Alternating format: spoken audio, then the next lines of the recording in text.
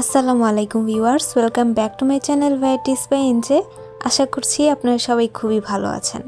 আজ আপনাদের সাথে শেয়ার করব খুবই মজার আর সহজে মিষ্টি কুমড়া ভর্তা তৈরির রেসিপি। তো চলুন কথা না বাড়িয়ে দেখে নেওয়া যাক কীভাবে তৈরি করতে হয়।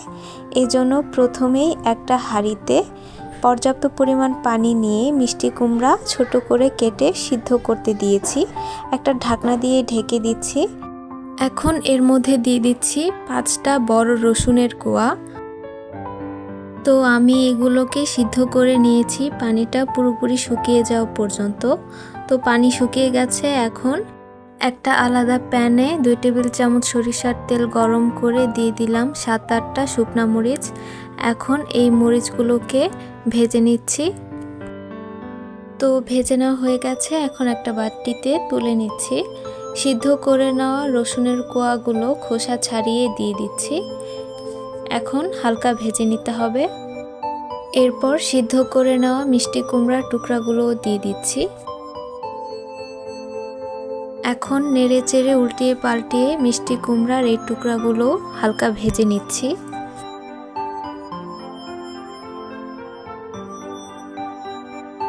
তো ভেজে নেওয়া হয়ে গেছে। এখন এই মিষ্টি কুমড়া আর রসুনগুলো একটা প্লেটে তুলে নিচ্ছি। সাথে ভেজে নেওয়া শুকনা মরিচগুলো নিয়েছি, বোটা ছাড়িয়ে নিয়েছি।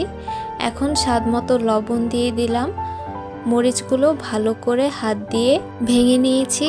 এর সাথে রসুনের কোয়াগুলো হাত দিয়ে মেখে নিচ্ছি। এখন দিয়ে দিলাম 1/4 কাপ পেঁয়াজ কুচি। পেঁয়াজ কুচিগুলোর সাথেও খুব ভালো করে মেখে নিচ্ছি।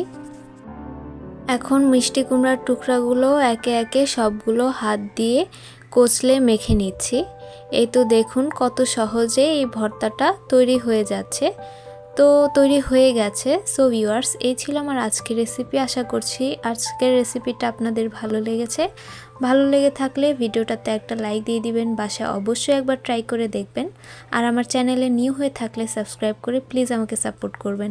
আজকের মতো এখানেই বিদায় নিচ্ছি। আল্লাহ হাফেজ।